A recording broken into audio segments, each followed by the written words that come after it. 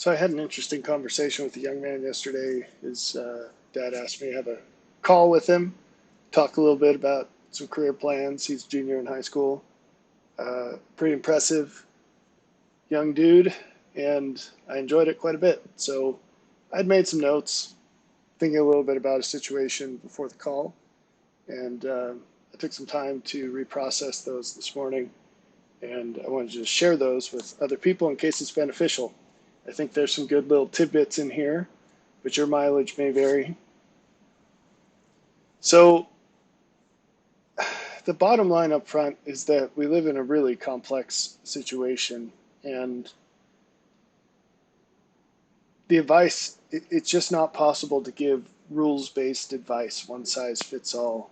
As things become more complex, it's harder and harder to do that. And that's a feature of complex systems. Solutions tend to be more and more specific the more complex the system becomes.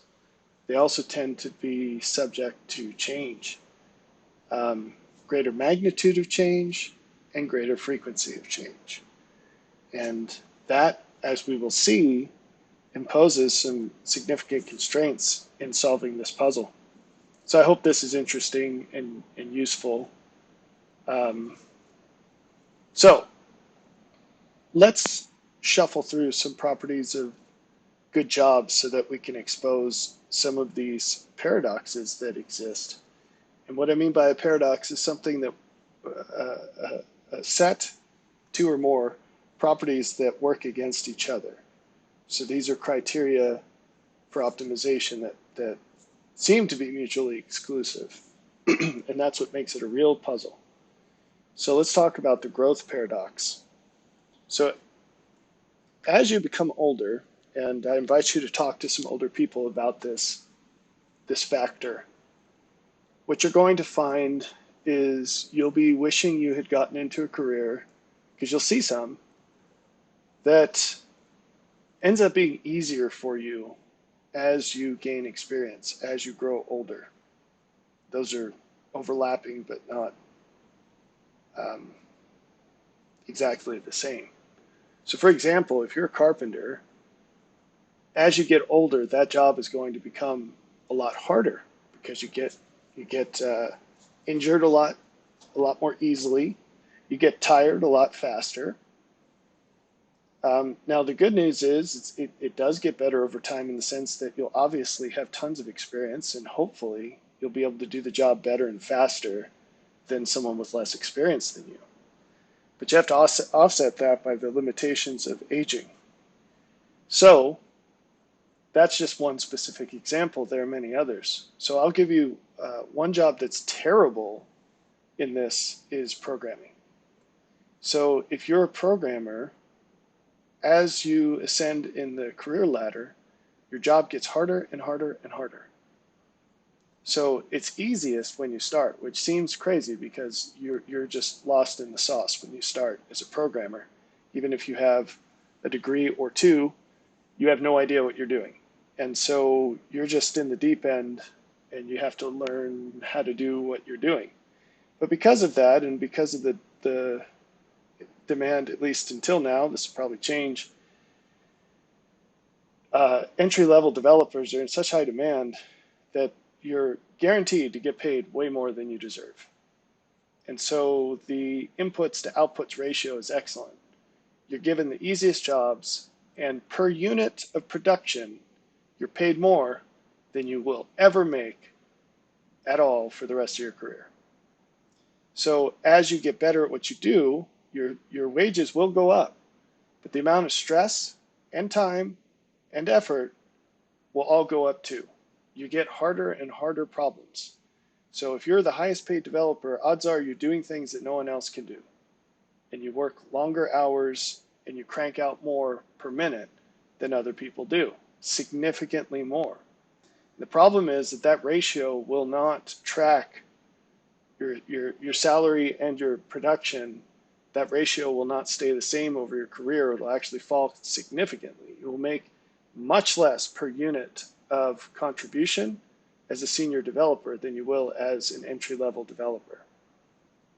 So that's kind of terrible, right? It's kind of terrible. And this is well known.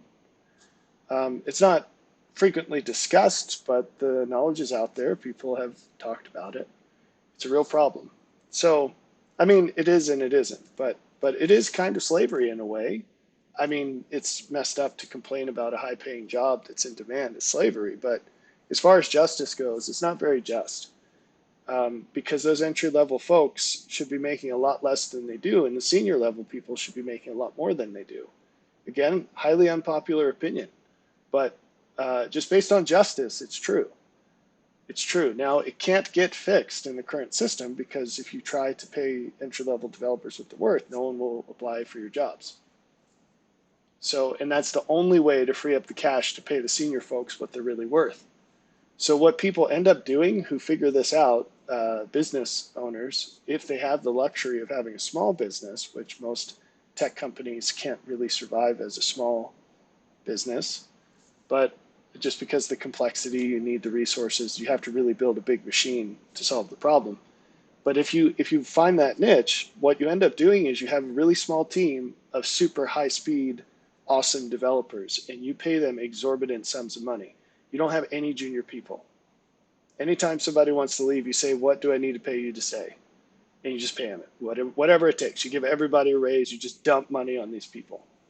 And, you know, I'll give you a specific example of this. I know a guy, who's been working in the same exact team of 5 people for 20 years. 20 years in tech.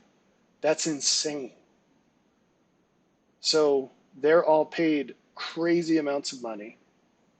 They were 6 people and 1 left and they couldn't keep them. They tried to hire people.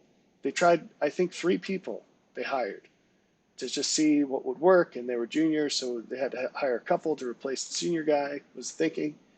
And it was so terrible that they all decided, they went to the boss and said, you know, can you just get rid of these 3 people and pay us all more? We'll just work longer hours to make up for the lost guy, because our lives are better that way. And the boss was like, yeah, sure, I'll get more out of it that way. So let's do it. That's what they did. Anyway, not to drone on about that. It's really hard to find a job that's less stress, less effort, and less time overtime.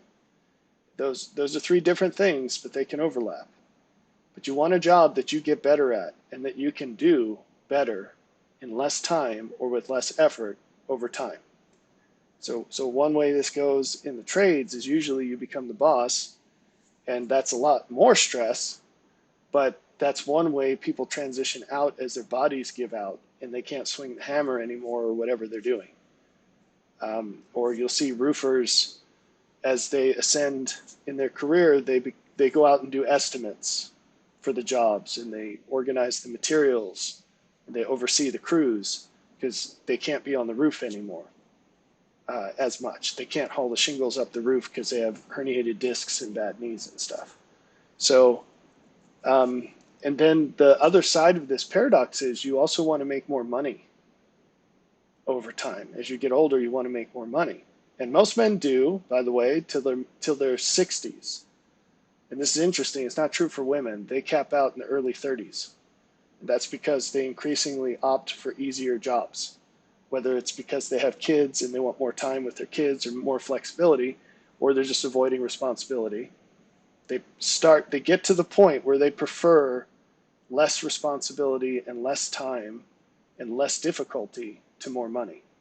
But men, they just keep going down the tube, getting more money until their 60s, usually. And then it kind of flatlines until they keel over, because that's how we're designed. So this is a paradox. You want things to get easier over time, but you also want to make more money over time. And those things conflict with each other. Then there's the complexity paradox, which is related. You want a job with low or no complexity. Why? The qualitative difference between a job where every single day you have to solve a problem that no human being has ever solved before, and a job that's perfectly well defined and predictable, those are universes apart. They're universes apart. Now, if you're a young buck, you might be snookered into the illusion that a complex job is an exciting job. And I can see where you're coming from. I've been there too. Trust me, many times. But here's the thing. And this is a lot like women. You might also fall to the illusion that a complex woman is an exciting woman. She's unpredictable, therefore exciting. Let me tell you something. First off, all women are unpredictable. But second, if you go down that path, I promise you one outcome, and that's that you will learn the value of the other path. There are proverbs galore about this with women.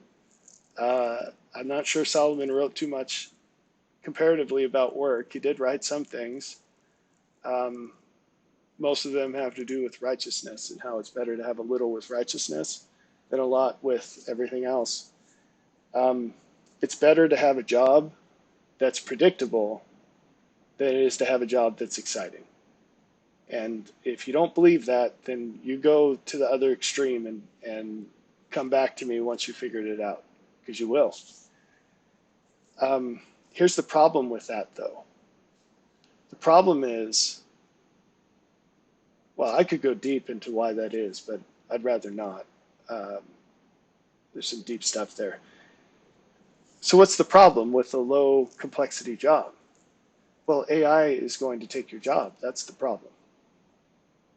If it's not a complex job, then the tension against that is what's to stop a robot or a computer from doing your job, or someone in India, right?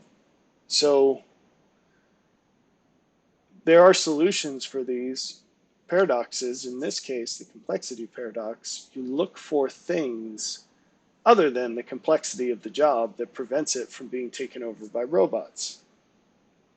Like, for example, it's really, really, really hard to build a robot that replaces a plumber or an electrician. So you find fields or subfields where the technology is very far from coming to fruition.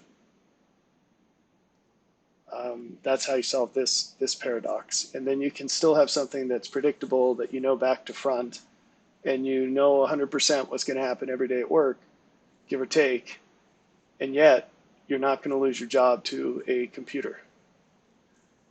Similarly, there are solutions to the growth paradox. They're a little bit more specific. So you kind of have to be looking at a specific field to generate those solutions.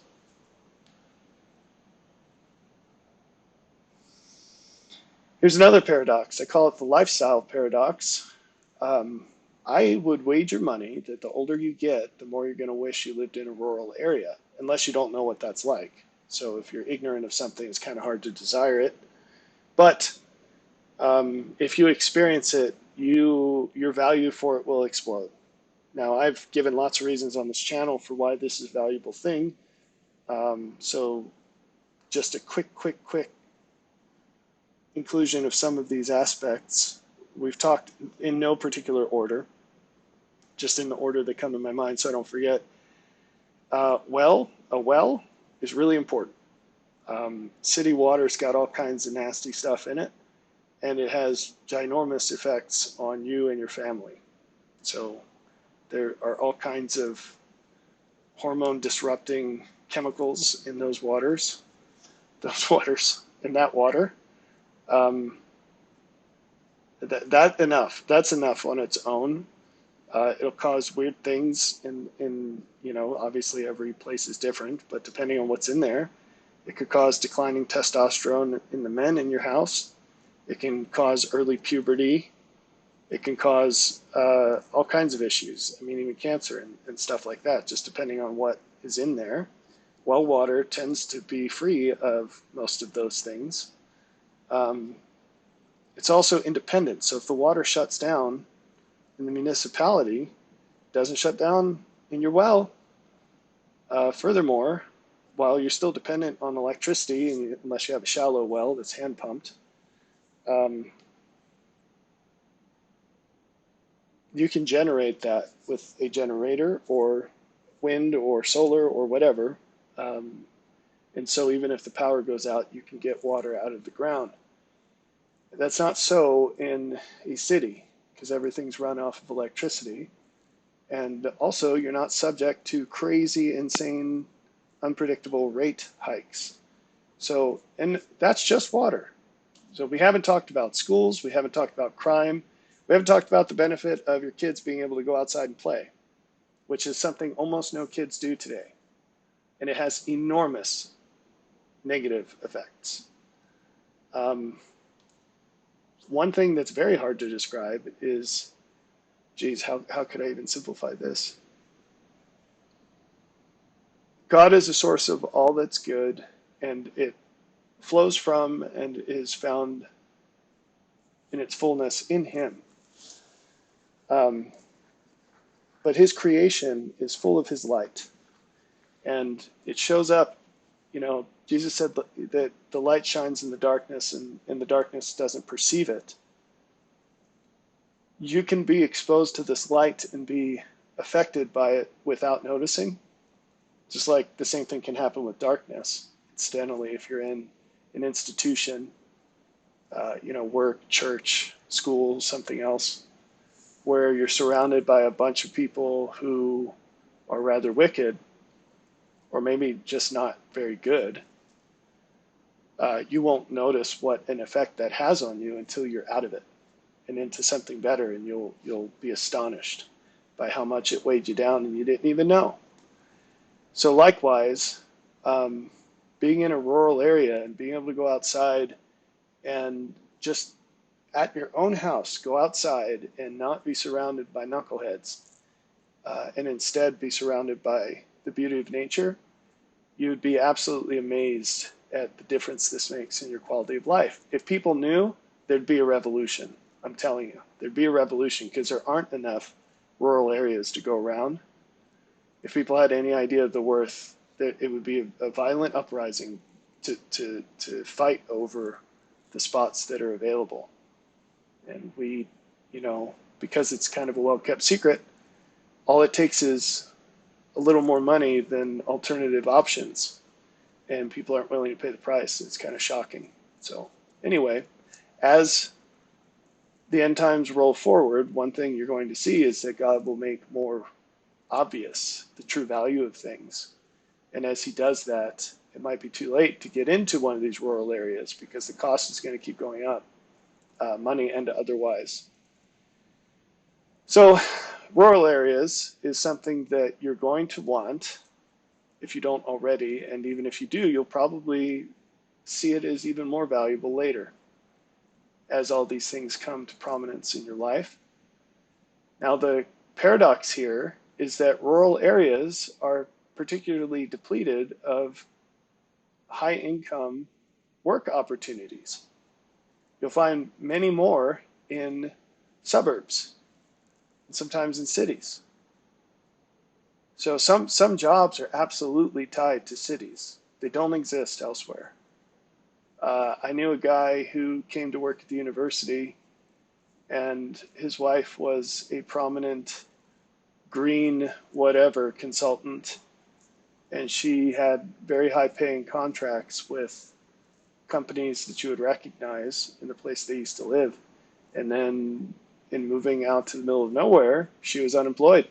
And there was nothing she could do that was even close to what she was earning before. That's a city job. It's not going to exist in places where there aren't cities. So there are many other examples of this. And there are a lot of other jobs that do cross over. You could be a doctor in a rural area. You have to do your training in a city. But once you're through the gauntlet, you could practice in a rural area. Of course, that job, like any other, has its pros and cons. I'm not recommending it. But anyway, you'll want to be making enough money to support a wife and as many kids as she wants to have and can handle. That's an important caveat. She might want more kids than she can handle. So that's a challenge, to find the money to live in a place like that while also living in a place like that. There are ways to solve this problem. There's another one that I call the suffer no fools paradox. This is an idea that the Lord beat into my head, as He does most things, because I guess I have a particularly hard head. So here's the problem.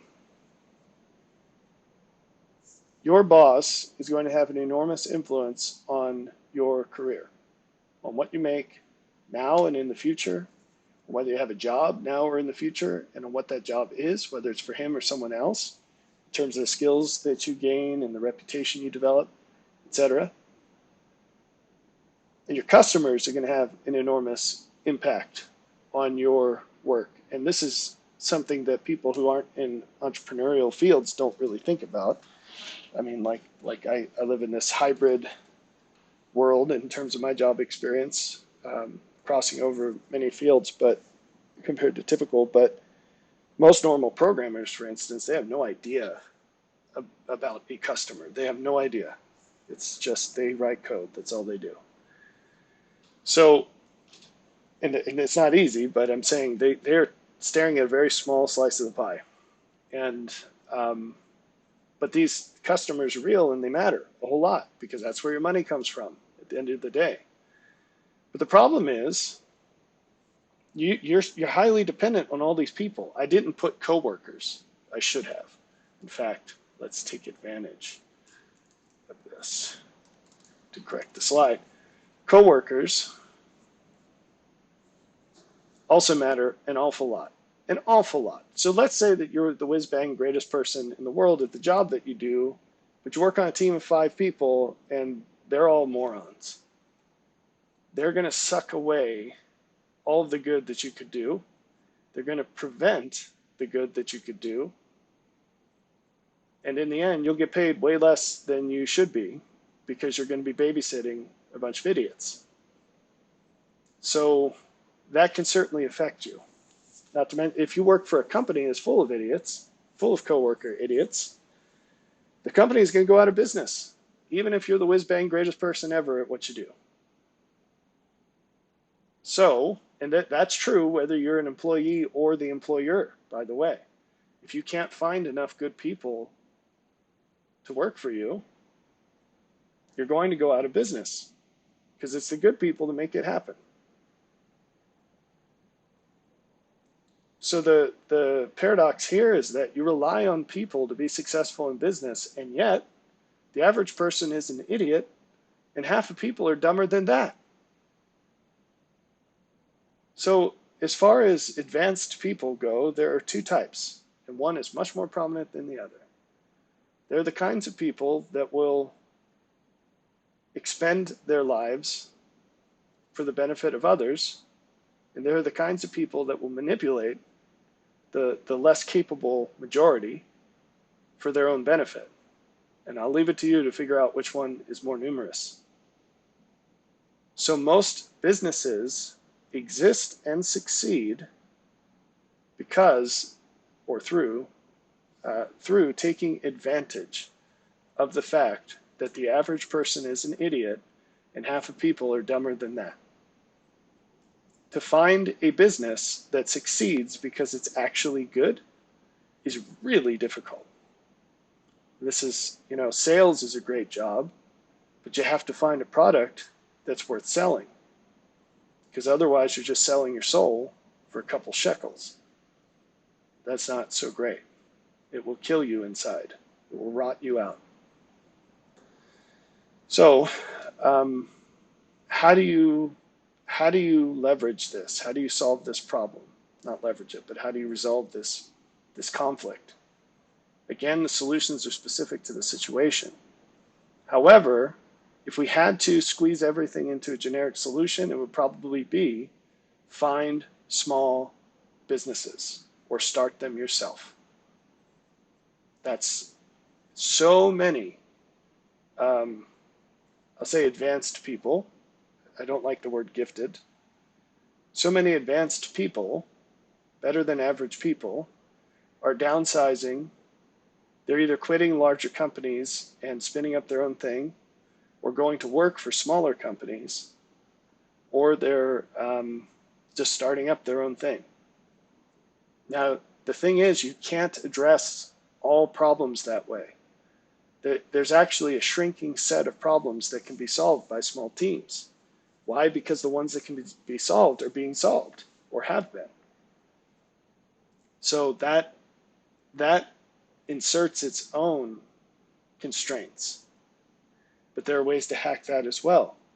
And a recurring theme in these solutions, again, as we started, I think it was this slide. Yeah. Solutions will be local. So specific and subject to change, those are different, but the local part of this, a recurring aspect of solutions to these paradoxes is to find specific places, geographic locations, where the paradox does not exist, or where it has a solution. It's probably better to say where the general paradox has a local solution.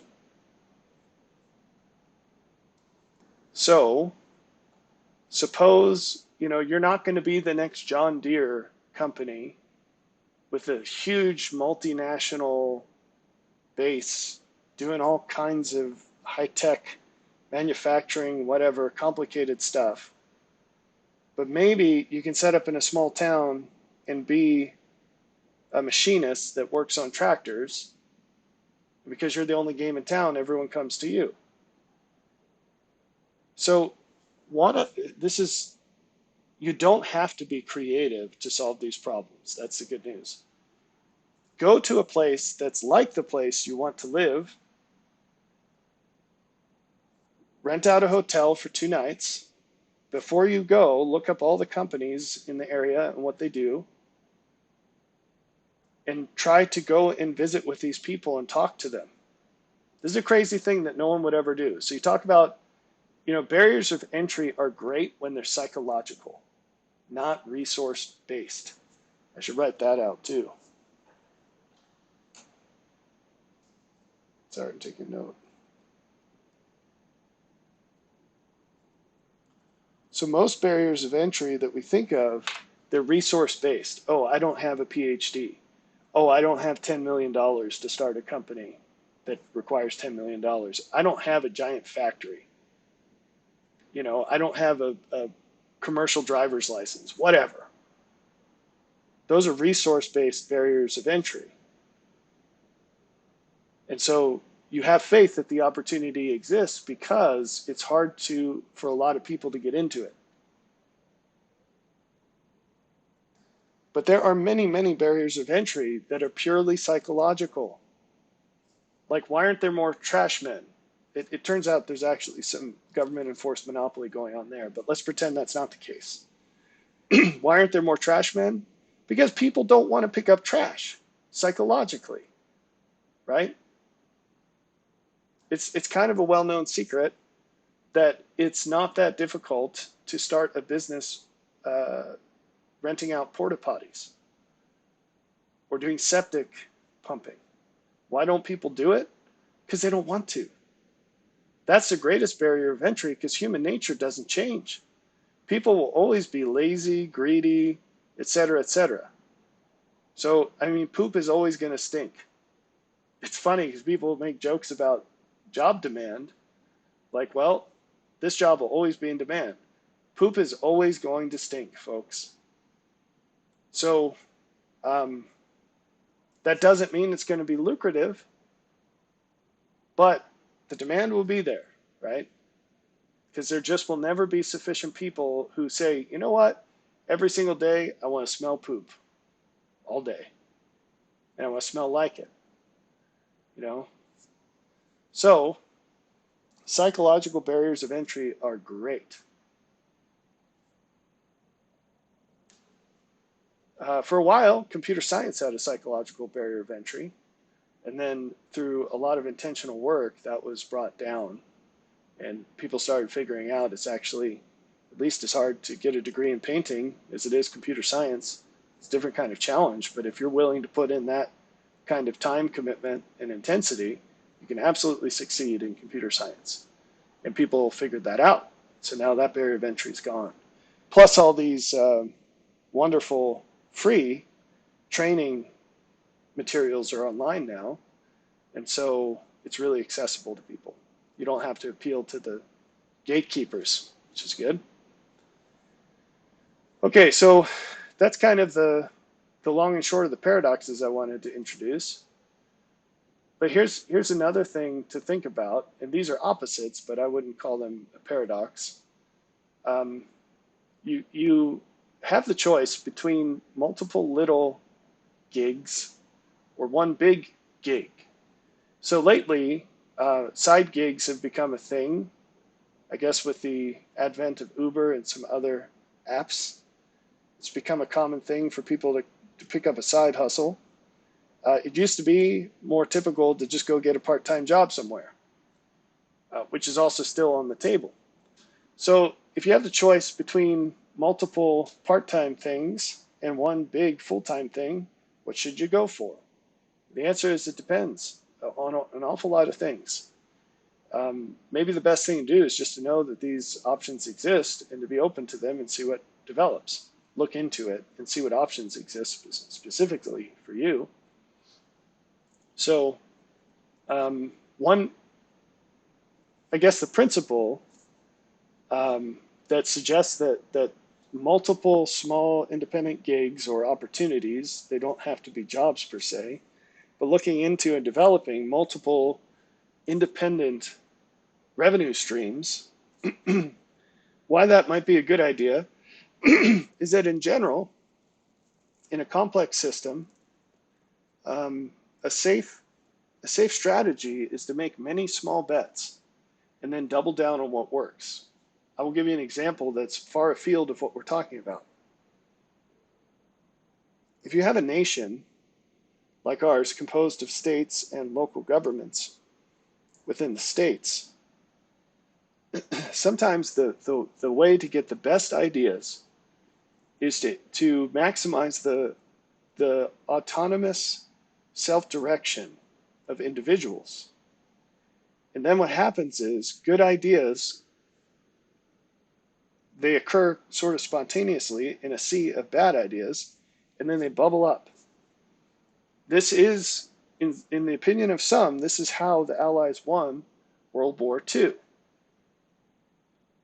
And some people have claimed that the culture of the United States at the time was so inclined towards individual innovation, and not just the creation of new ideas, but the respect of those new ideas by others. So the ability to recognize and value those ideas and adopt them. So if you look into how the US retook France from the Nazis, there's some really interesting stories of some improvisation to bust through the hedgerows, or even just to get off the beach. The equipment they had wasn't actually sufficient for the job, even though it was designed to be. But these folks, they were a different caliber of people, or at least they had some among them, because of the way the system worked back then. And they quickly surrounded these innovative ideas that happened to work, and they doubled down on them. And they adopted them very quickly. It was just a little bit of time until they had welded these new improvised rake things onto the front of all the tanks. And they were plowing through the hedgerows, taking them out, or blowing them up with some other devices. So the point here is that when you're in an unpredictable, ever-changing, crazy situation, sometimes the best thing to do is to roll the dice a bunch of times, and every time you get a win, double down on that. So make many small bets and double down on what works. This is great dating advice too, by the way. Have an extremely low threshold for a first date and an extremely high threshold for a second date. That's good advice for men and women. For women, there are more red flags from day one to avoid the first date over, but make many small bets and double down on what works. So the benefit of this strategy, whether it's in jobs or dating or whatever else, is that it's particularly low risk. You gain maximal exposure to hidden opportunity because you're not burning out all your resources on one bet. You by definition, you will be exposed to many more options. So that sounds great. What's the downside? Well, it's low risk. Something you have to figure out early in life is that risk is a compound that's comprised of opportunity and danger. So there's a quote that I found in a book somewhere. The book was terrible. I literally ripped out the first chapter and threw away the book. I literally did that. So I have the first chapter stapled somewhere around here. It was the foreword. It wasn't even in the book. It was the foreword to the book written by someone else. And I was like, wow, if the foreword's this good, the book's going to be great. The book was garbage. I threw the whole thing away. It was so bad. I didn't even want to see it again. So, but the title of the foreword said, I think it was the title, it said, run toward risk. Run toward risk. And that's such a good quote. And the point made in that foreword, which when I read it, it was mind-blowing for where I was in life, but it said, I've never heard anyone talk about risk being the composite of danger and opportunity, although some smart person may have. I just haven't come across it. But their point was sort of a very, very early seed of this. They hadn't fully formulated the rest of the path to the mouse didn't quite get the cheese, but it was on its way in the maze. But the author of that foreword had figured out that all good things come out of risk. And because of that, if you avoid risk, you avoid reward. They always co-occur. Now, the name of the game, which I'm going to show you a little bit of later with this impact feasibility divide idea, the name of the game is to try to mitigate the danger while maximizing the opportunity. And so that's hard to do. But anyway, back to the many small bets. Anything that is low risk will also be low reward. And so the reward of this strategy has to come through successive increases in risk. And so the whole thing presupposes that better opportunities come from lesser opportunities. And at a global level, like a gospel universal level, that is true. But in specifics, I'm not convinced that that's always true. In fact, I'm quite sure that there are what in statistics or data mining or machine learning or math, we will call local minima or maxima, depending on whether you're trying to maximize or minimize something. But there are things that look really good right now that turns out they're not the best for later. There's something else that's better that you cannot see while you stay where you are. You have to move on first. So, this might, in fact, be a really good path to take, and it could be not so great. Here's some costs. Right off the bat, you're excluding from the set of options any path that has a high startup cost. Because by definition, that's not what you're doing. You have to make many small bets. You're not going to make one of those bets $10 million on some specific idea or 10 years of your life on some specific track. You're not going to go get a PhD in some field on this track. You're not going to start up a company that you know is going to take 5 years to test whether it's going to work or not. That's not a little bet. That's a huge bet. 5 years of the prime of your life is a huge bet. Also, because there's a low barrier of entry, it means that there's a lot of competition. It means anybody can come in and do this. So around here, it's really difficult to get firewood reliably. And the reason is because people, like any old person with a chainsaw, can cut firewood and sell it. And there are a lot of people who will do that. But they tend to be transient people and unstable people. And so there is a lot of supply, but it's not consistent supply. The guy you called last year, he's in jail for meth or something this year. Or he's moved on to some other state, or now he's whatever, doing some other crazy low startup cost job. Or he cut his legs off, who knows, right? So that's not a great company to try to start to say, well, I'm going to be the reliable source of firewood, because you're going to have to charge way more than these guys do, because they basically do it at a loss. They're not doing math to figure out what their actual costs are, and they're, half the time they're stealing the wood from somebody's land anyway. Around here, this is what happens. It's like, where did this wood come from? Don't ask. Oh, okay.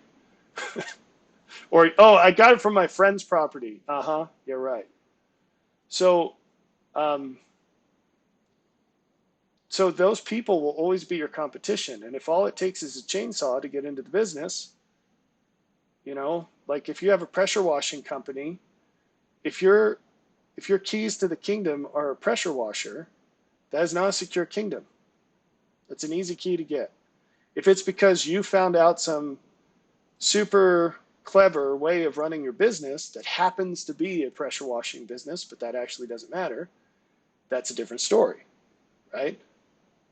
That's a different story. So if it ends up being a low barrier of entry and a super good idea, you have to remember there's 7 billion people on this planet. And if a whole bunch of people aren't doing it, there's probably a reason. That also will get to this idea of the impact feasibility divide. The question is, with so many people trying just about anything they can do to make money, if it hasn't been done, what is it about the way you're going to do it that suggests it can be done profitably, right?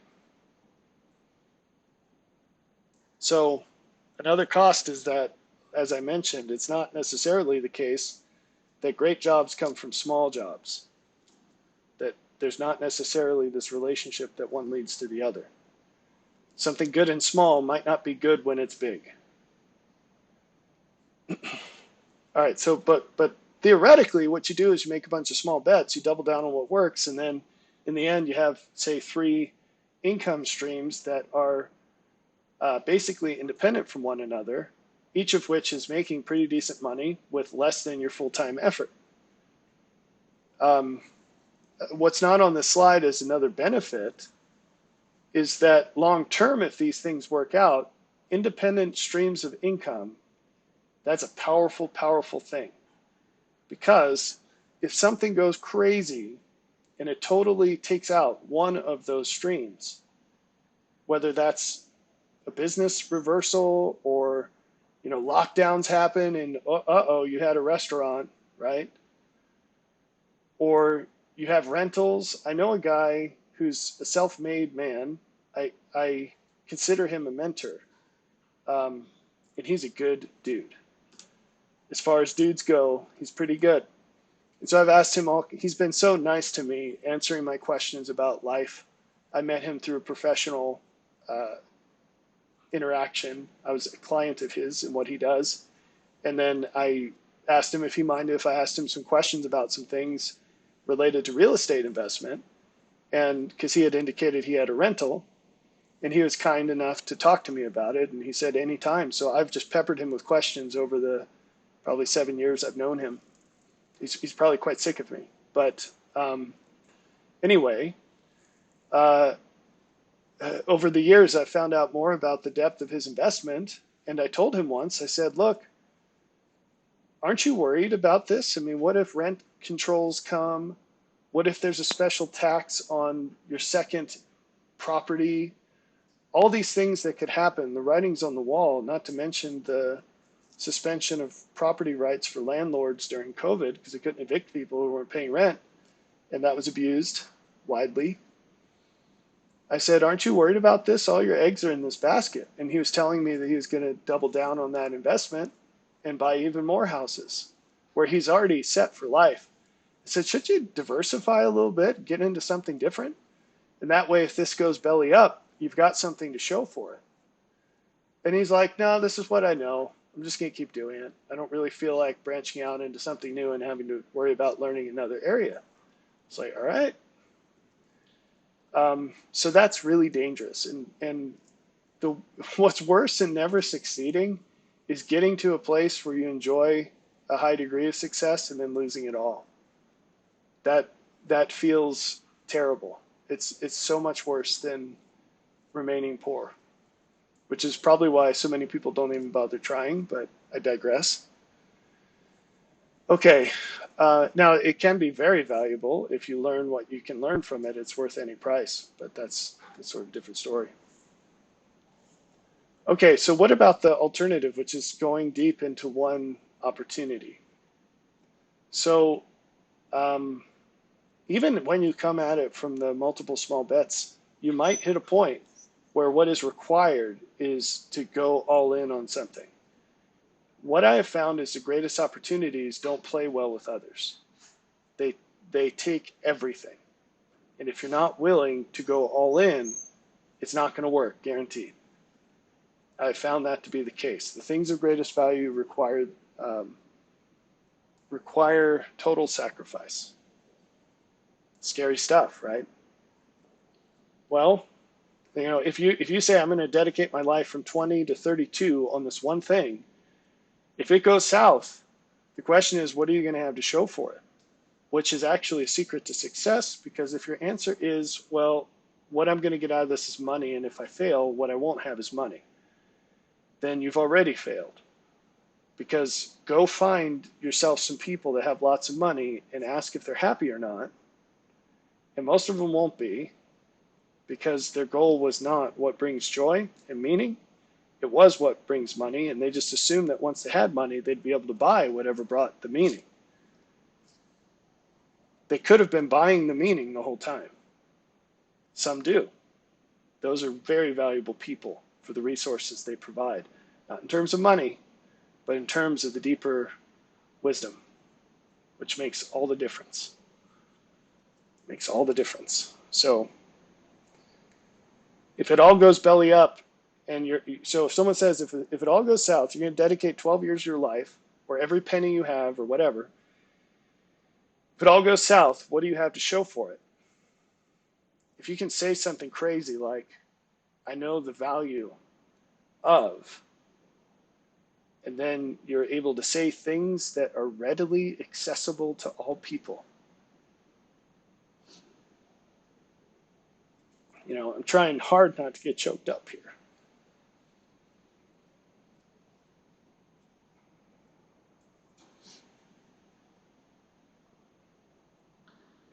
What sorts of things could you say? You could say, I know that any price you can pay to help another person is worth it. We can say, I know what it's like to be able to be in any place and feel overflowing satisfaction. And it doesn't matter what I have or I don't have, what's given to me or taken away. This is what Paul said when he said, I know how to abound and I know how to abase.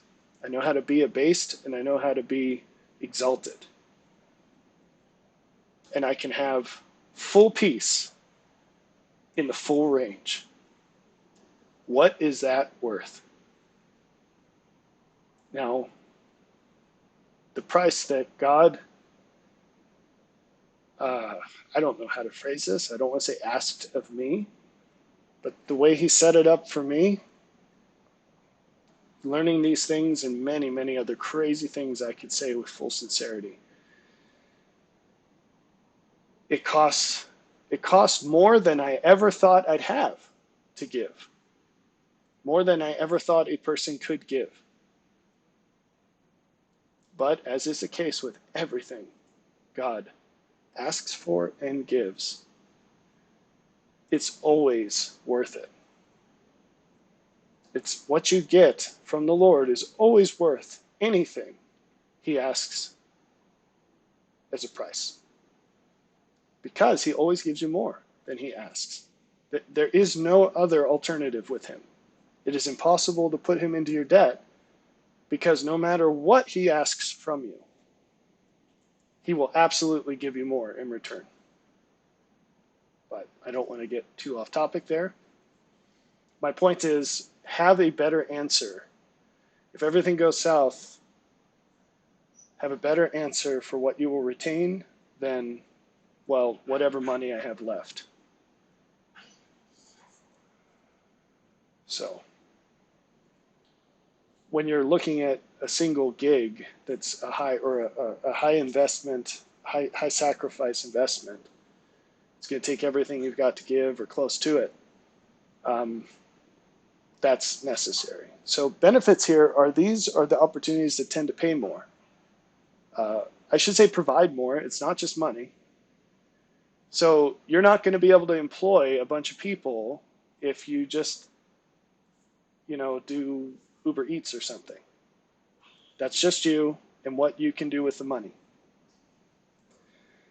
So if you start a business and you're able to employ 20 people, those are 20 people who might not have a job without you, or maybe they would, but hopefully you're a better boss than they'd have otherwise. You give them greater opportunities. And that counts for something. So at the end of the day, I hear all the time, I hear people saying, man, I got into this thing and I made some money, or I didn't, but whatever. But at the end of the day, I just don't see the meaning in it. And it's like, well, you haven't looked for the right kind of meaning yet. Because the good meaning is not, it's not a question of presence or absence. It's a question of abundance. It's found in everything. The question is just how much. But people look at jobs and they say, where will I find the meaning? If that's your question, you haven't defined meaning very well. If you don't define it, you're not going to find it. You have to define it well first, and then you can find it. And the secret is it's a question of maximization, not presence or absence. If you see absence of meaning, if you think it's possible to do anything in life and not gain meaning, you haven't defined meaning very well yet. So if you figure out that secret, all of a sudden, every single thing in life, every option in life becomes a very visible upward ramp. And it will be very visible to you what yields greater meaning or yields less meaning. But it will all go up. It will all go up. So if I quit everything in my life right now and I just disappeared and I went off and lived in a cave in Tibet and I didn't tell anyone where I was going, they all just thought a bear ate me, and I stayed there for the rest of my life,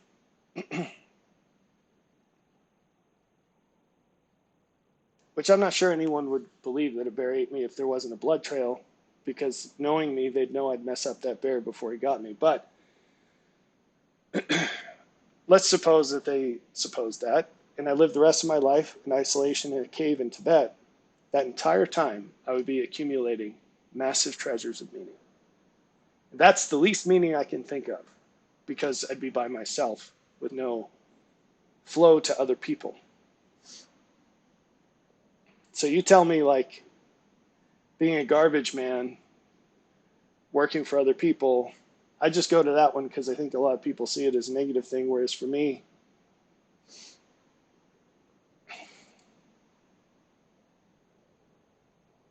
I mean, I don't know how it's possible to say this without sounding flippant, and I mean it in the deepest way. It would be a level of heaven.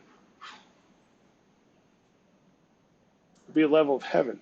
And I'd rather not say that, because I don't think anyone can take me seriously. And it's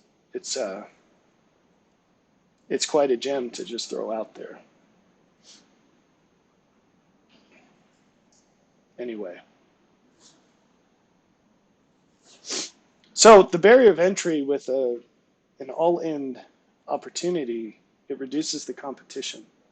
If some of these are going to have a high startup cost in money, you'll either have to find the money somewhere or persuade people you know who have it to lend it to you to do it, or to come into business with you, which obviously increases the danger,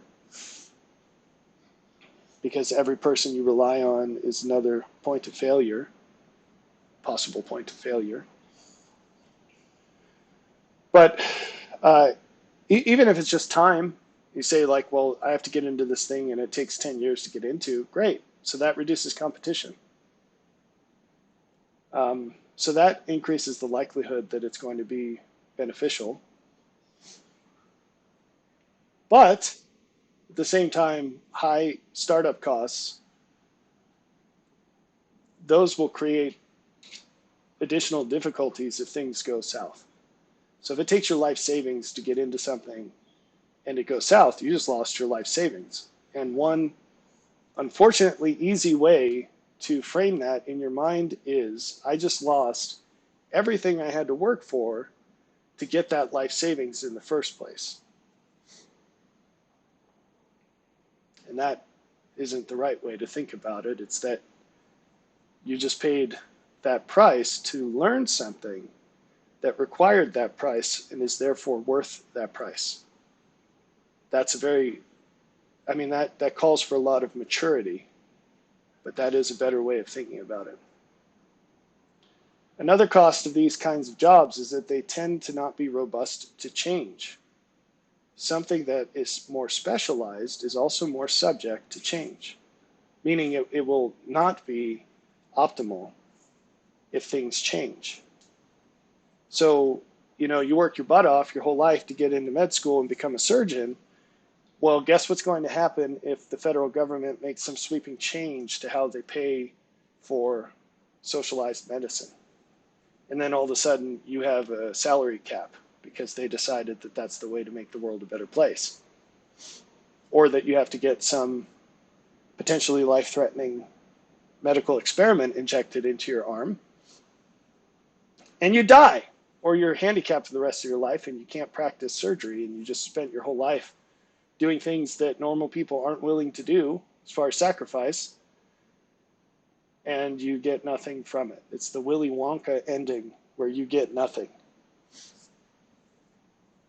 So, don't get Willy Wonka'd. All right, another piece of general advice is to think outside the box. One, we just keep hammering this idea from different angles, but one aspect of it is, if you're listening to this instead of watching, in complex systems, solutions will be local, specific, and subject to change. So we're hammering that from different angles.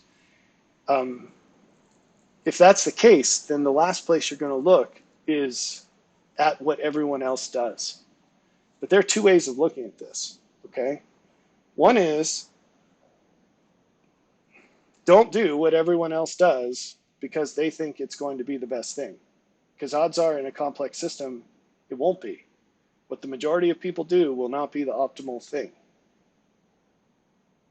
But on the flip side of that, if a whole ton of people do a certain thing and on average get a certain result, in a complex system, you might get a much different result. Now this is dangerous because it walks close to the edge of, I'm going to do the same exact things and get a different result. That's not what I'm saying. On average, you're dealing with average people. No specific person is average. It's a crazy thing. I don't care who you put in front of me. In a minute and a half, we can establish a chain of properties, none of which seem special on their own, that combined in this one person makes them an extraordinarily unusual person. Ridiculously low probability of finding all those qualities. It's actually a really fun exercise. So it goes something like this. Of course, there are many ways to approach this. What state are you from? They tell you. How many people were born or live in that state? They tell you. Okay, so you're one in that number. That's a fraction. You write it down, a decimal. Okay, how tall are you? What percentage of the population is around that height? What color are your eyes? Do you have any hobbies? How many people do that? How many people do those specific things and they're the same person? You chain together enough of these probabilities, the joint probability of all those things being true is pretty dang close to zero. And so being a completely normal person in each of these facets, the combination of completely normal qualities makes you an abnormal, exceptional person.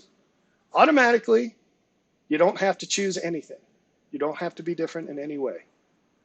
The question is, are you doing anything with that uniqueness? And the answer is probably not. So, taking your unique qualities or willingness or character you could develop, your potential character, and applying it in a specific situation might yield dramatically different results than the average.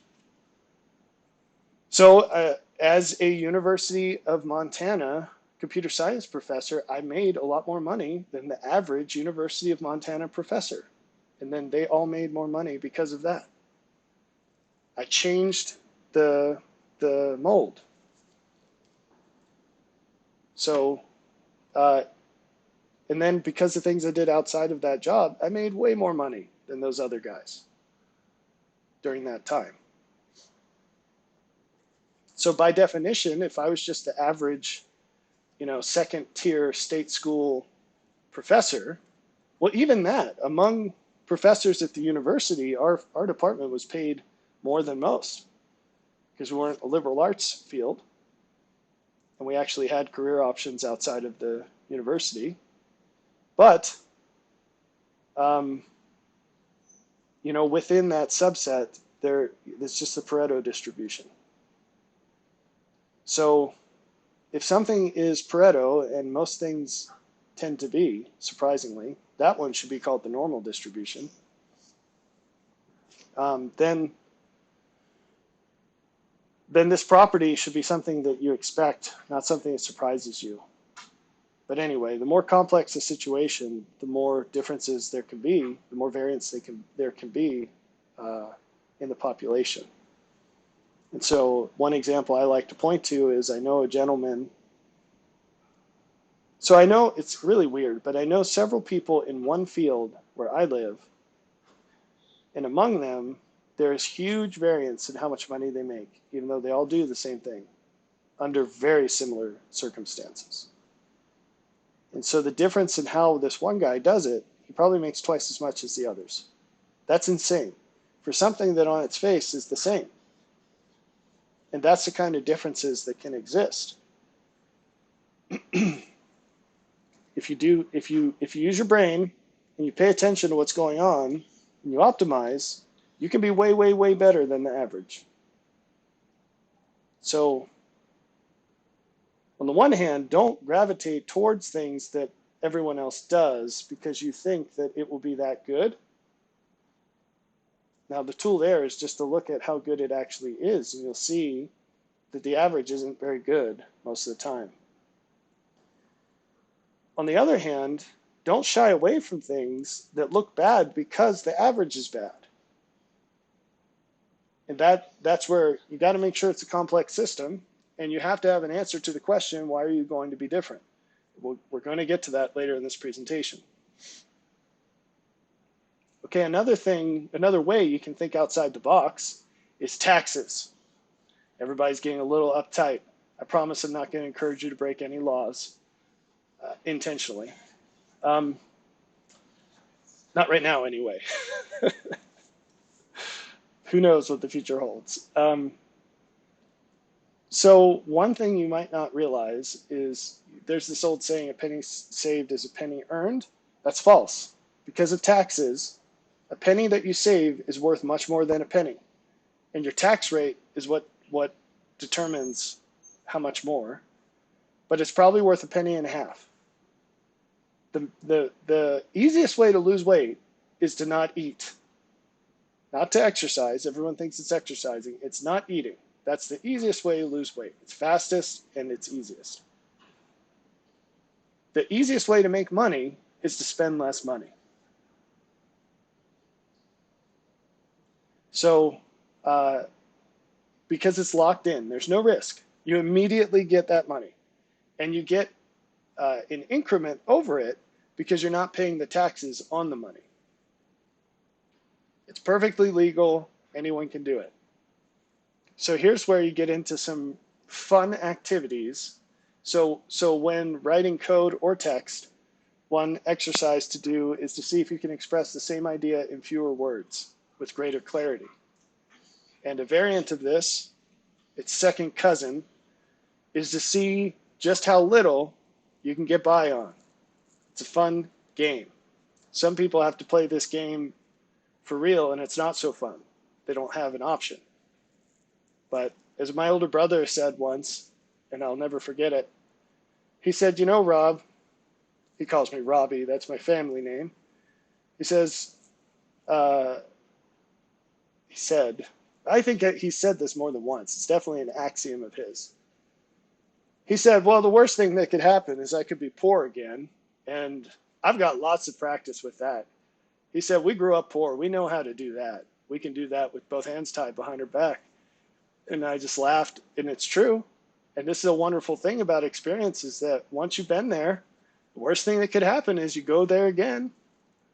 It's once you're at the worst things can go, which being poor is not the worst by a long shot.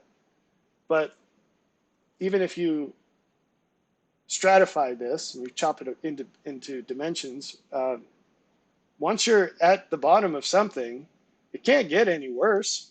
The worst that could happen is that you do it again. And if you already overcame it once, guess what?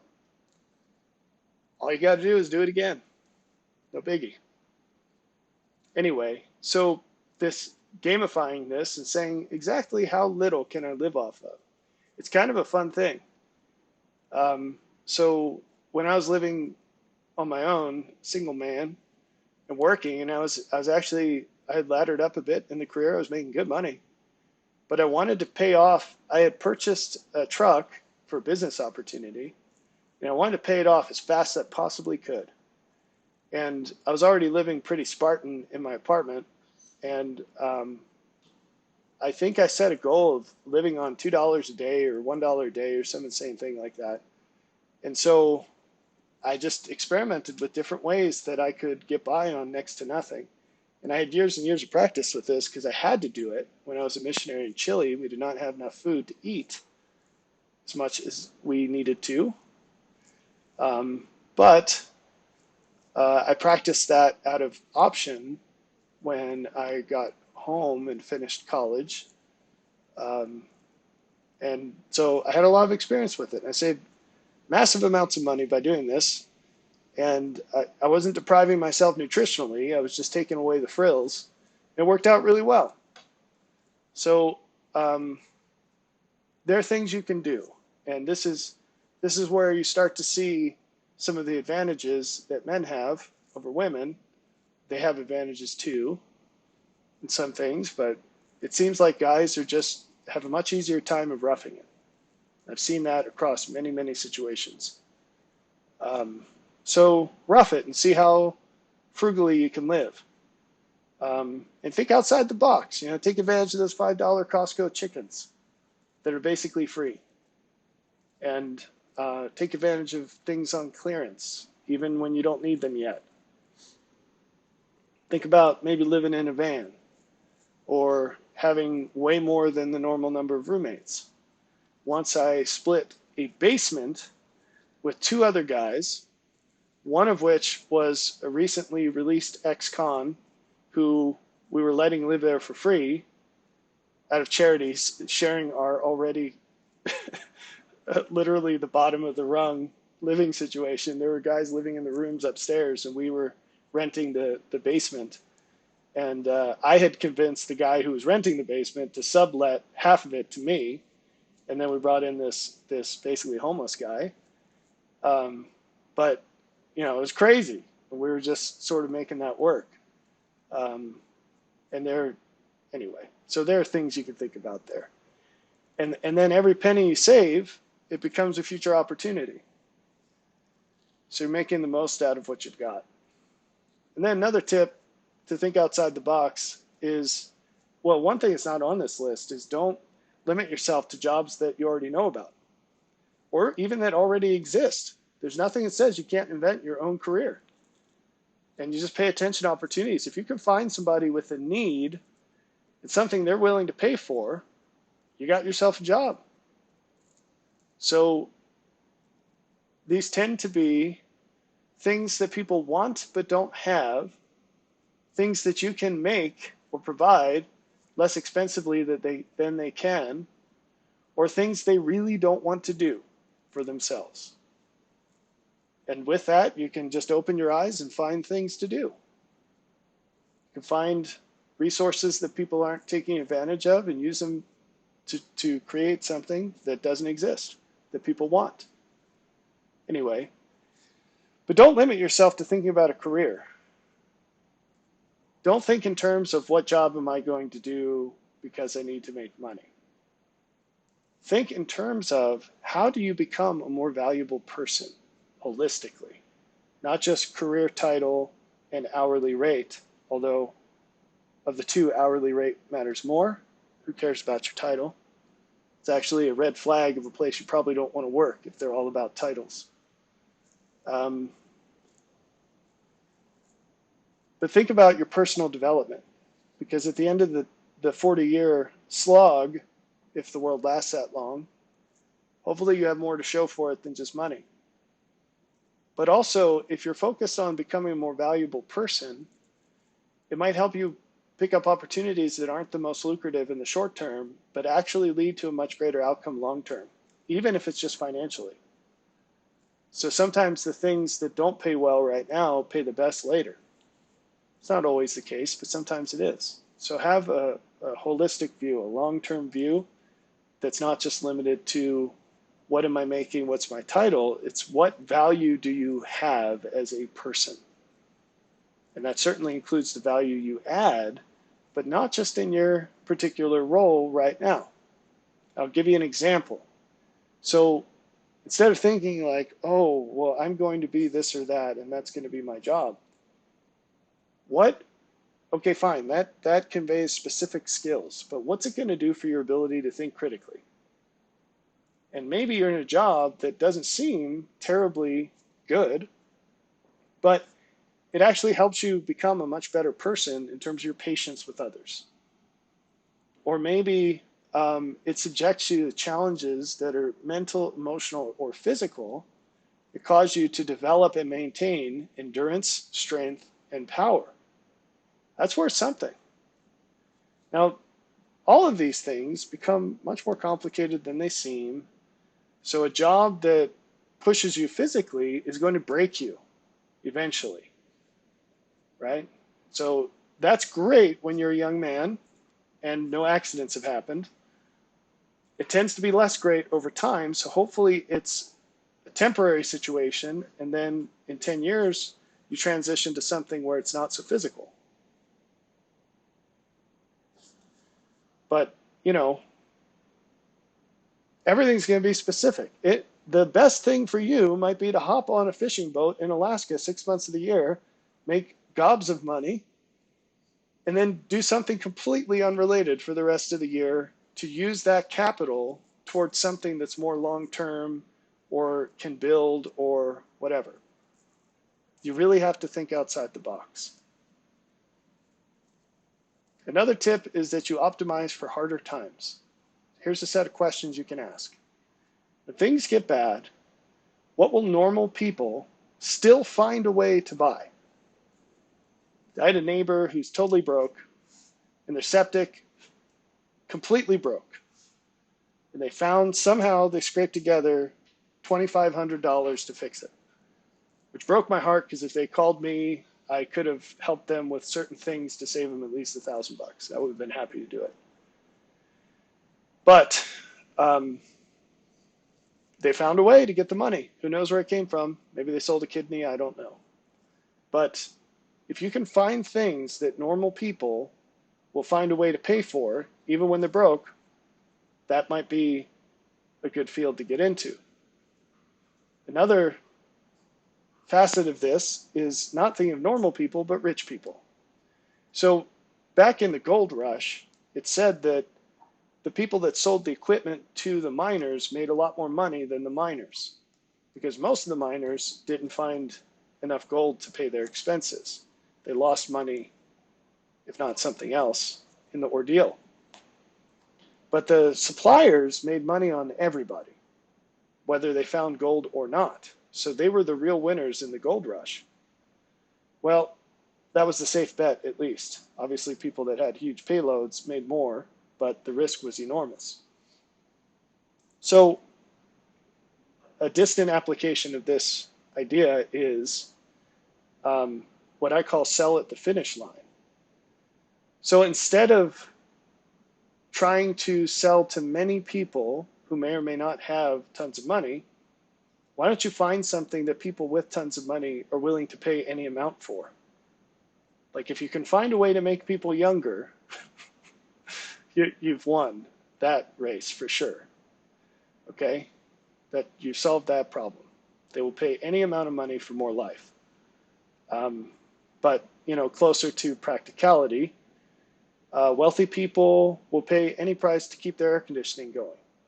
They'll pay any price to keep their car running. They'll pay any price to keep their toilets flushing. So these are good things because you can live in a rural place and do all that stuff. And if things are less available, that just makes your product or service, in this case service, you can charge more for it and they'll happily pay it. They'll happily pay it. If the choice is paying tons of money or not getting it, they will happily pay tons of money. So this is kind of like how young women ought to choose from men who are already successful instead of rolling the dice on those who might not be. And that's called waiting at the finish line.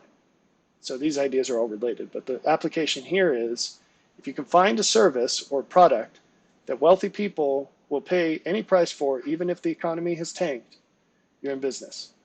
And a lot of those jobs actually become even more valuable when the economy has tanked because you can't find people to do it because they've moved on, or if you're in a place with a high cost of living or whatever. Another tip is to maximize your flexibility, and this is kind of an oddball, but I wanted to throw it in here. Opportunities, they don't like to share, and they usually aren't very patient. They're kind of like toddlers. In fact, yeah, because sometimes they're surprised too, right? Sometimes they're surprised. And most of the time people ignore them, and they miss out on life's greatest gifts when they do. So that's all really valuable. So opportunities are like toddlers. They don't share well, they aren't patient, often they're surprised, and most of the time they're ignored, and that's a real shame because you lose out on life's greatest rewards. So to make use of that, pay attention, keep your eyes open. Don't get so locked into what you're doing on a daily basis that you can't see what's going on around you. Talk to people who are outside your comfort zone. Do things that are outside your comfort zone. Do things from time to time that have nothing to do with your job. I'm not saying do random things, but this is one way you can sharpen the saw. Is you got to have your ear to the ground, seeing what's going on, and be looking out at the horizon, seeing what's going on. Build up cash reserves. I know, talking about what am I going to do for a living, the last thing you want to hear is, who knows, but whatever you do, make lots of money. Right? You're like, that's why I'm here. I'm trying to figure out how to do that. But what I'm saying is, whatever you do, make sure what you're bringing in is more than what you're paying out. Because a lot of times when opportunities come, there's no time to find the money. You got to do it now or else you miss out. This is true in things small and great. My wife teases me all the time. Maybe she stopped teasing me because the benefits have rolled in so thoroughly over the years, but who knows? Maybe she still teases me. But I will always take advantage of things that are on clearance or deeply discounted that I know we will use. It's not random stuff that we don't need. Well, it's always something we don't need, but it's not random. We will use it. We will need it. It's just we're not out of it yet. So it saves enormous amounts of money over the long term. You probably hear my dog whining. I'm sorry. It's a bunch of factors this morning, me trying to help people stay asleep in the middle of the night with this knucklehead psychopath dog. All right. So build up some cash reserves, and that's the small things and the large things. You know, if your car breaks down suddenly or gets totaled, if you're sitting on a pile of cash, it's much easier to use that as an opportunity to get in a better situation rather than having to react to something in a way that puts you in a worse situation. It opens doors. On that note, keep debt rational. So I don't say avoid debt. Debt might be a really good idea, but it just depends on the cost benefit, and you have to keep those calculations in mind and stick to them. Once, not terribly long ago, I had a loan out. It was a small loan, and I don't remember if it was business, personal, what. It was for like $25,000, which probably doesn't seem like a small loan to some people, but at the time and the deals I had going, that was just a little tiny bit of money. And the interest rate was super low, and I was investing it, making something like 6 times that. And it irritated me because it was just another thing to have to worry about, make payments on, you know, run the risk of forgetting the payment, etc. But I kept the loan because I was making more money on the interest. And then something changed. I'm trying to remember this accurately. Something changed, and then the risk increased, the risk of the loss of the money. And so even though I could keep making more interest, the risk profile changed, and so I cashed out the loan or the investment. I sold the investment and then paid off the loan. And that's just keeping the debt rational. Sometimes it makes sense. You know, you might be in a position where you have the ability to pay down a mortgage, but if you locked in a super sweet interest rate, again, putting the money into T-bills, you might be getting twice as much of a return. So it just depends. You got to be rational about it and get away from emotional decisions. Those are not good. And then maintain high geographical mobility. A lot of opportunities are geographically local, as we've gone over in this presentation. So try to minimize, I say no here, but that's a little too strong. Just include unforeseen opportunity that requires geographical movement in your cost benefit calculations. So be careful about things. Doesn't matter if it's a gym membership or a lease or anything that's going to tie you down to a specific place. Even I'd always laugh when people asked for help moving pianos, because I thought, why would you have a piano if you don't have the means of moving it? Whether you've got some bulky sons or money to pay piano movers. Like, how crazy is it to get a piano if you don't have the means to move it? You're just expecting other people to take care of it for you. That's insane. I mean, you may as well hold a gun to somebody's head. And maybe you think that's extreme, whatever. But if you've lifted a piano, maybe not. You just assume that your neighbors are going to help you move your piano every time you have to move. It's crazy. Now, if you don't move, it's sort of a different story. But geez. Anyway. Okay, now finally we get to the good stuff, the impact feasibility divide. This is one of many ideas, actually one such idea I already mentioned earlier in this presentation, that I've been amused to notice that I've somehow independently contrived, and then I find out that some high-paid Harvard Business Review type person has already discovered this sort of thing and named it something else. Usually I stick with my version because I think it makes more sense. Sometimes there are little pieces that are different, but it's interesting. And not surprising, all good things come from God, and at the end of the day, any discovery is just stolen from him anyway. So it is amusing though. Okay, so let's talk about the impact feasibility divide. So on this graph, we've got more feasible down here, less feasible over here. This is definitely something you want to look at if you're listening to this. Higher impact and lower impact. So what happens is, what we want to try to do is hack this equation, because things that are highly feasible are usually very low impact. And things that tend to be high impact tend to be very low feasibility. And so if you want to really change the world, the question is, how the heck are you going to do that? Because it's whatever you come up with, it's probably the longest shot of the longest shot. So in order to achieve something, you need to hack this equation. And that's hopping over this divide.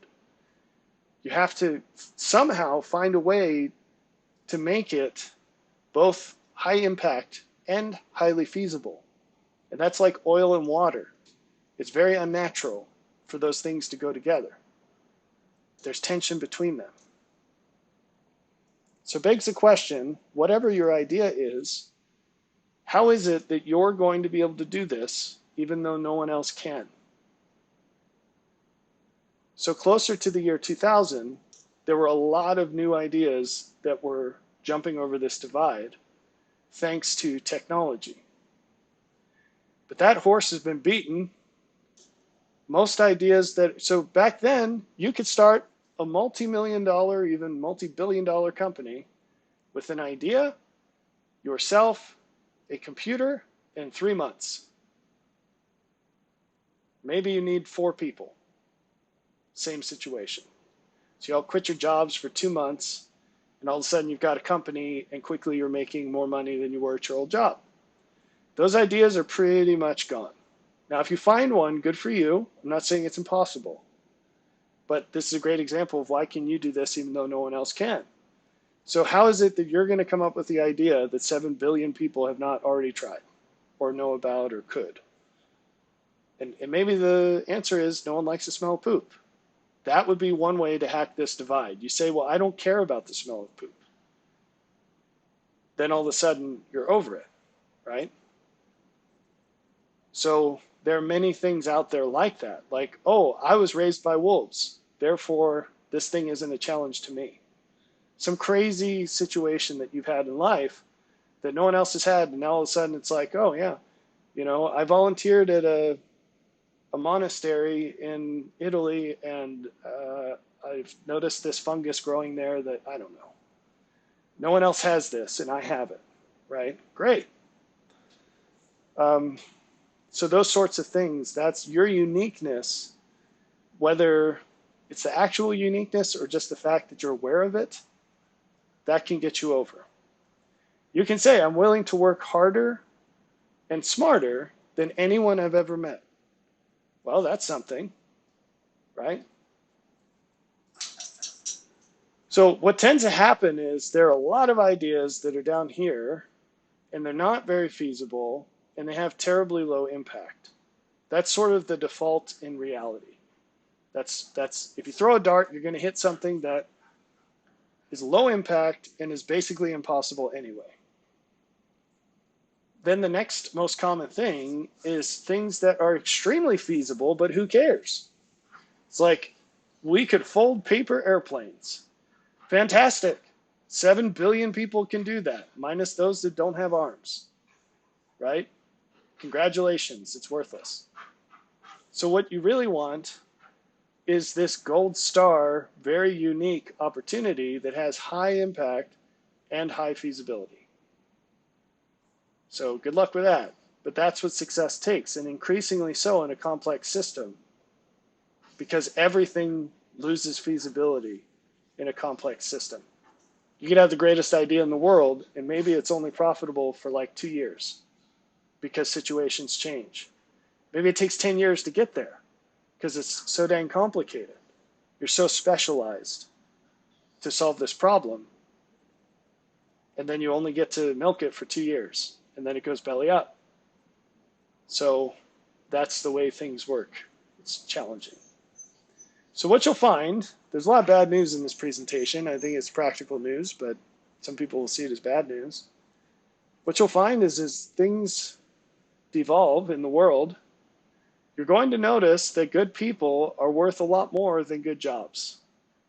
What does that mean? You as a person, becoming the best person you can be, you will be worth a lot more than a normal person at a good job. As things change, you can read about this in Malachi 3, as things change, the value of good people is going to go up, up, up, up, up, relative to people in good opportunities, or who are lucky, so-called. When God makes his jewels, quote unquote, you'll be able to discern what's good from what's not so good. Until then, there's a lot of false signals out there. What's another application of this principle that good people are worth much more than a good job? As things degrade, and this is already true, and it'll become even more true, it'll be much more important to find a good boss than it will to find a good company. And it will be the case that good companies will tend to have good bosses because they won't be good without a good boss. You'll see that be true. And it's already, I know many people who have left large companies to work for smaller entities because they are working around people that are actually decent people. And they have figured out that these things are correlated. And that working for a giant company is great as the paychecks are coming in, and not so great when they start pushing the nonsense on you and trying to get you to do things you know aren't right. So, and those companies will absolutely fail in the long term because God's justice will take over eventually. So as things degrade, you're going to see that things that used to be sufficient are no longer sufficient. And it won't be enough to just say, well, this is an established company that's making money. Okay, well, tomorrow it'll be bankrupt. You'll see that happen. Because everything that's good comes from God, doesn't matter if we're talking about value, power, improvement, blessing, beauty, joy, whatever good thing, it comes from and it's concentrated in God. And it echoes out through his creation. And so, through his creation, humans have the highest potential to be most like God. By a long shot. Nothing else is even close, comparatively. Now, most people run about as far from that potential as you can go. Some few take it up a little. But as the world becomes more difficult, the solutions to problems will increasingly be found in people that are more like God. And not in lower things, like jobs. Do you see the difference? And maybe what I'm saying sounds crazy to you, but I'm telling you, you're going to see it. Think about Abraham. Now, he lived in a different time, and the system at that time was much more aligned with the justice of God than ours is, or than many others were in time. His time was a lot different than the time of Jesus.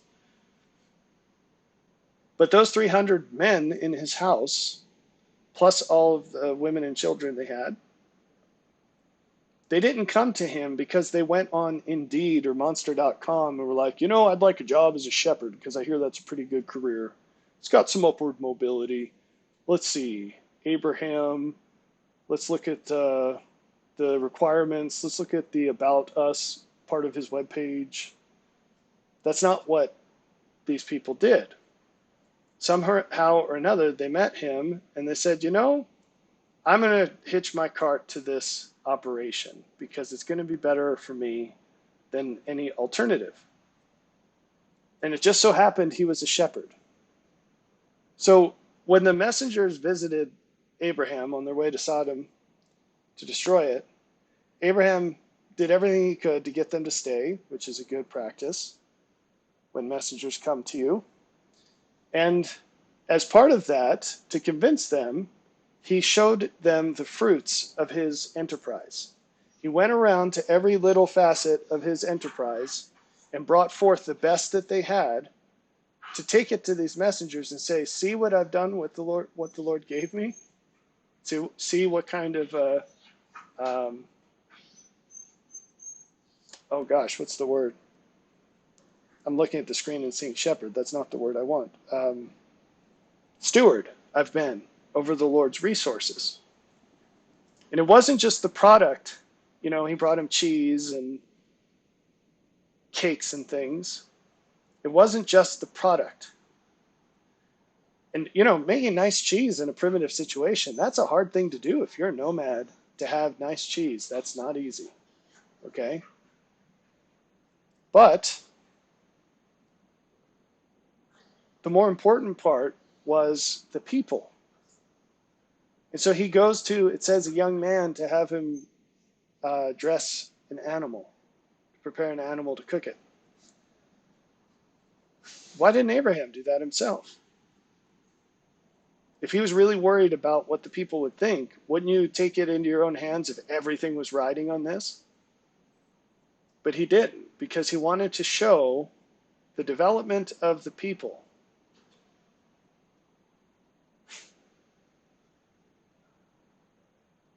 Because Abraham had cattle, but he wasn't a shepherd over animals.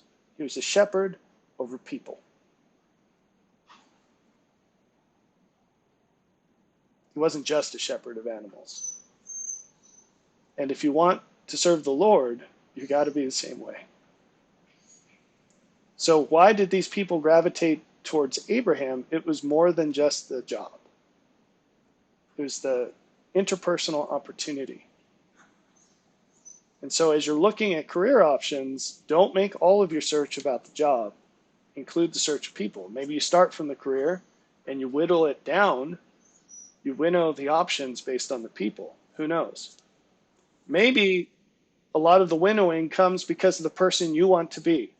And if that's your takeaway from this, it makes me happy. And you say, you know, I want to be a plumber, but it's not because of the income opportunities a plumber can have. You know, the primary reason is I want to set up shop in some rural area and be an anchor so that other people who couldn't live there could come and live there.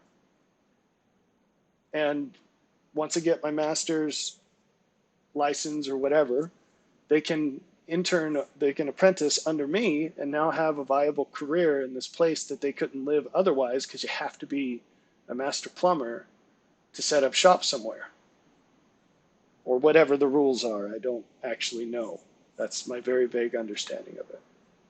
So that is because you want to become the good person and be an anchor for other good people to come. You see? And that's a much better reason than just, oh, I found a good job. And the thing is that we didn't go into in this, if you want God's prosperity, which is a topic I haven't really taught about, it's not the world's prosperity. It's not the same. God's abundance consists of much more than just money. But if you want it, and it's better than anything else, you have to align yourself with the way he does things. So for shorthand, I call this aligning yourself with the mountain. It's the Lord's mountain. Abraham himself, he said, in the mountain, God will provide. That is such an important principle. In the mountain, God will provide. So if you want to help people, you got to climb your butt up that mountain, because you can't do jack squat on the ground. You're just like them. There's nothing you have to offer. If you want to help them, you got to go up. So if you want God to prosper you, put yourself in places where your purpose is to prosper others. Now, you can't cheat that system. You can't say like, well, I'm doing this, but I'm actually just doing it for myself, and I want to be rich or famous or powerful or whatever, in the world's use of the word power. You can't cheat God. It's not going to work. There's no cheat codes for God. So, last slide here. I want to have a preemptive rebuttal, because I can imagine there's going to be someone that says, well, if that's the case, then why was Jesus dependent on donations? Again, I don't want to lay out the whole idea of God's prosperity, but compared to Abraham, Jesus lived in a very different time. So Jesus could barely get 12 people to follow him. He managed 11, sort of. You could say, well, there were ladies who followed him too that were at the cross. They still hadn't turned away. Okay, okay, okay. But he didn't have 300. In fact, in the book of Acts, it says how many people he appeared to. It's less than that. I think it was 150. I don't remember, which is kind of scary to think of that many people in an upper room in a primitive house. But somehow the pillars held. Maybe that's an object lesson. I don't know. Because they were founded on the rock. I don't know. I'm joking a little bit there, but yeah, I would consider that a miracle. That's some house. Anyway, so Jesus did rely on donations during his public ministry. It's the money he had. But would he have done that if he made scads of money as a carpenter? Nope, he would have self-funded. So why didn't he? Why didn't he? Well, we know something about the village he grew up in, don't we?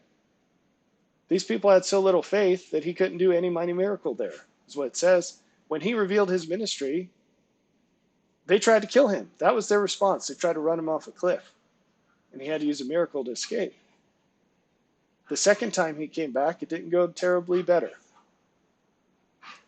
right? So that's one reason why he was not a wealthy carpenter. He didn't amass enough money in 30 years to fund 3 years of ministry. But there are other reasons too, not all of them that I'll go into, but one of them is limits in technology, and that might leave your head scratching, but I'll put it to you this way.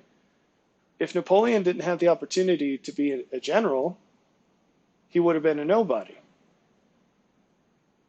I'm not saying he was a great person, but he certainly did accomplish some things that are surprising. So he started life as a nobody, as far as it seemed, but he became one of the most powerful people in the world. And he was in the right place at the right time for who he was.